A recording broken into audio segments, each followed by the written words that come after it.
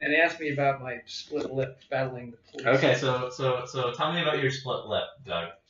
Well, I've been involved in international, national, and local activism for 33 years, and sometimes the police go nuts and they just start hitting people with their batons, and so you don't necessarily have to be doing anything wrong or illegal to get hit. So I got hit in the lip with a baton, and I got one of my teeth is out of place, and I got a split lip. Okay. I've got 25 wounds to my body from battles, Battle of Seattle, and global warming, climate events, in around the Capitol in D.C. We attended a huge 400,000 person climate rally in New York City. Okay.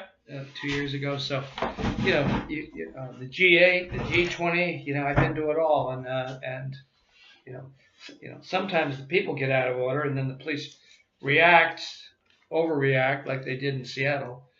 But oftentimes it's just they want to power dominate.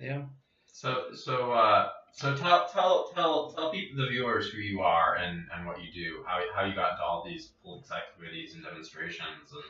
Well, I started out as a public school teacher and high school coach. Became a YMCA executive director, which is good because I really learned to do community organizing. But I'm sorry, what was your question? I just want people who are viewing this, let them know who you are. Okay, so I am a hardcore, really tough, concerned, nonviolent, civil disobedient, international, national, and local activists and although we're involved with the transformation of being effective with economics, the environment, human rights, and obviously, clean, healthy, sustainable air, water, food, and renewable energy. Those are the basic things that we have to have that we're violating today. So our overriding mission is to slow and stop global warming, burning, climate change before it causes another extinction. We are on the path to extinction right now. Okay, and I just been reading a really phenomenal book by Peter Ward called Under the Green Sky, in which he took a look at 9 previous mass extinctions to see what the conditions were, because they studied deep ice cores and geological rocks and stones and stuff, fossils, and they discovered that it wasn't meteor impact that caused any of these. It was too much harmful greenhouse gases in the atmosphere and the oceans that brought about these mass extinctions. And we're right on that same path today. Okay. Okay. So that leads into the second question, which is, what is your organization about? So my organization is called the National Alliance of Concerned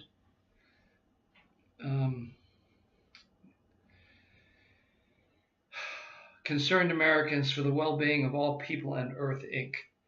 Okay, and we stand for things like real participatory democracy and slowing and stopping global warming, burning, climate change as soon as possible. Those are really the 2 major things. But you have to be involved in economic policy and human rights policy and reducing the military-industrial congressional complex, which is way out of whack with the amount of, almost spending $1 trillion every year on weapons.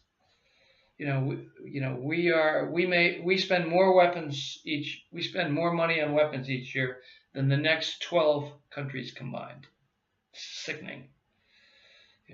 So how so global warming, burning, climate change, what's you've gone a little bit into that, why it's such a big threat. What's the driving force behind what's causing that? What are the big factors causing that?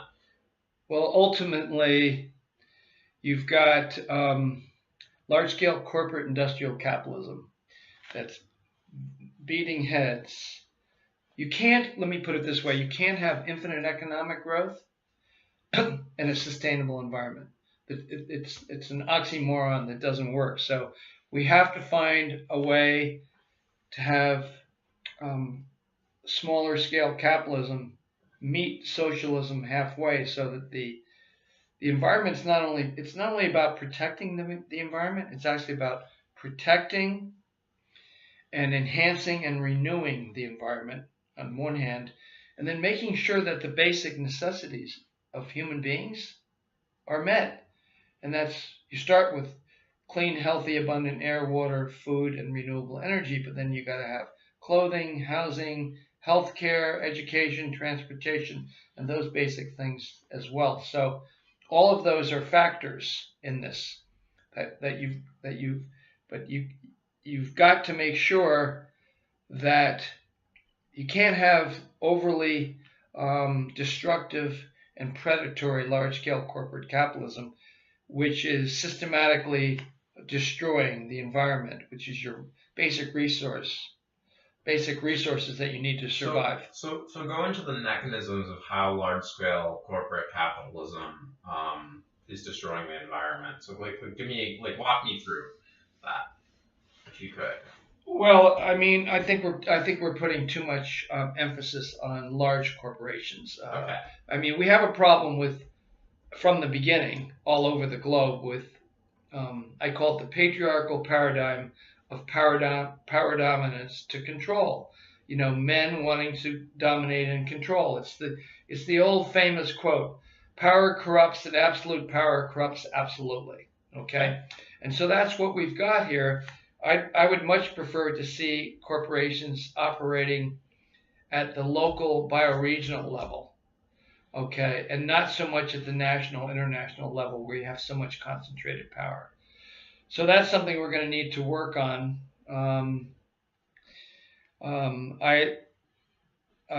like the idea. There's a guy named David Corton. He's in Seattle. He's actually one of the co-founders of Yes magazine. Okay. And I had lunch with him, and he said, if you don't like corporations controlling the entire world, right? Work together at the local level, the local bioregional level, because different bioregions can share and mutually support each other, right? But work to provide the basic necessities that you need at the local bioregional level, and make those corporations expendable so they're not needed. That's what we need to do. Okay, so, but this is the system that we have, okay? We have large corporations. The book was called When Corporations Rule the World. You should have said When Corporations Rule and Dominate the World, because that together with, you know, incredibly wealthy people and political leaders who are pretty much all in bed together are controlling and dominating this earth that we live on. And by the way, Mars is not an option. Okay. Why isn't Mars an option? Two reasons. We really don't have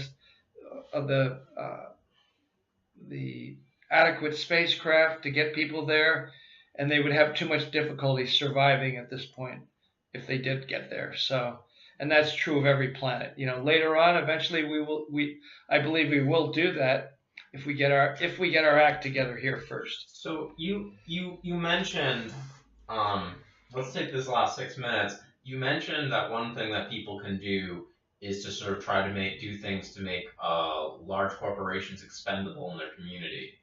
What are some other things how are some ways that people can become involved in their own personal lives all over the globe to help out to stop climate change?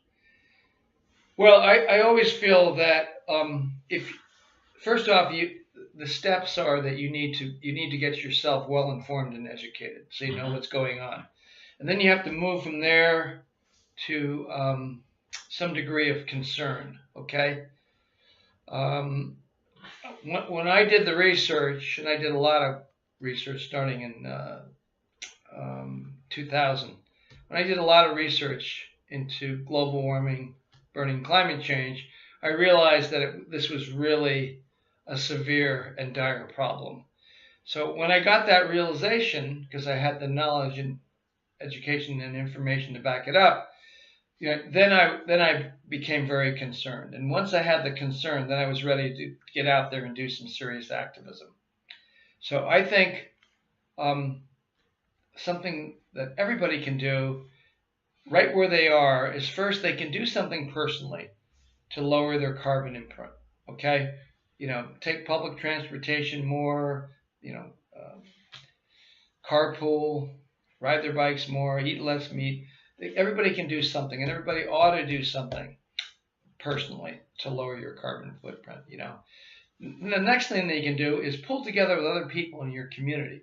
You can form a co-op where you can pull together with renewable energy, and you can actually create, because they're doing it in Brooklyn, you can actually create your own energy supply company.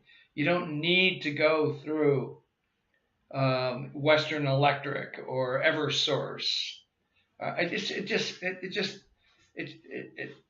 It really upsets me that here we are in Western Massachusetts. You know who our major electric supplier is? EverSource. You know where they're headquartered? Dallas, Texas. I don't want to be getting my damn energy from Dallas, Texas, right? Screw that. So people can pull together in small groups and create their own co-ops, and then they have purchasing power to get their own renewable energy. Okay, and by the way, renewable energy, we need 100% renewable energy, and we can do it. If we captured 1% of the sun's energy that hits the earth 24/7, 1%, we could supply all of civilization's energy needs just with renewable energy, just by capturing 1%. Okay, and renewable energy, especially solar, has been doubling like every year, every 2 years. So we just need to speed up and accelerate the process. This is something we can do successfully. Wind, solar, and geothermal, just those three alone, we can do everything we need to do. Okay. All right. Is there anything else you'd like to add? Well, so that's what people can do personally, and that's what they can do pulling together with friends and neighbors and local people. Now, because we're up against in my opinion, we're up against a severe time crunch. Lots of times climate scientists talk about, what's going to happen to us at the end of the century, right? Well, what's that? Well, let's finish this and then maybe I get to it. So, in my opinion, you're not going to attract people's attention and concern by talking about, 2099. All right. Now, we ought to be talking about what's going to happen in 2050, and also 2030 is what we ought to be talking about. Okay, because global warming, burning climate change is accelerating and accumulating and accumulating and accelerating, and it's doing it exponentially in leaps and bounds, right? And when you really understand what's happening with this, right, it becomes an issue of gravity and real concern. We need Dr. Jim Hansen, who's probably America's foremost climate scientist, used to head up NASA. Okay, he did a lot of really excellent research back in 1990, where they took a look at deep ice cores, and he came to the realization that we need to get back down below 350 parts per million of harmful greenhouse gas pollution. Right now, we're a little over 400. Okay, in order to maintain an optimal climate change, climate for things to grow on Earth and for Earth to restore and renew itself. All right, 10 seconds. 10 seconds? I need more than 10 seconds.